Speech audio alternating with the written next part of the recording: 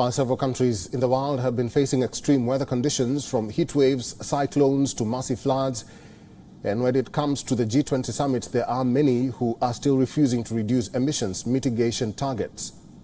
According to reports, while there was a consensus on 64 out of 68 issues on the outcome document, representatives of G20 nations failed to arrive at a consensus on some of the sticking issues. A G20 Environment and Climate Sustainability Ministers meeting in the Indian city of Chennai.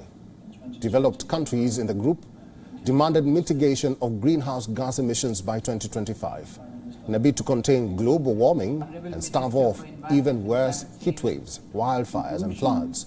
They also wanted reduction on absolute GHG emissions by 43% by the year 2030. These demands were met by stiff opposition by some of the developing countries. The EU's Environment Commissioner criticized the outcome of the meeting in Chennai. He said failure to reach a consensus shows that G20 countries were nowhere on their commitments to address climate change.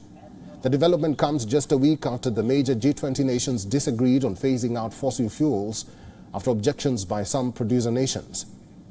WION's senior correspondent Siddharth MP spoke to Leena Nadan, the Secretary of India's Ministry of Environment, Forests and Climate Change, to know more about the outcome of the G20 meeting on climate and key issues discussed.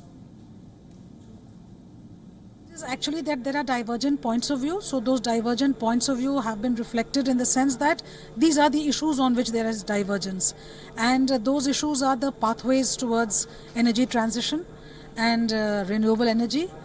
Similarly, there were issues on the emissions that were discussed at length, discussed and deliberated, because unless there is a clear understanding where everybody agrees on what is the roadmap, we would not call it a consensus-based outcome.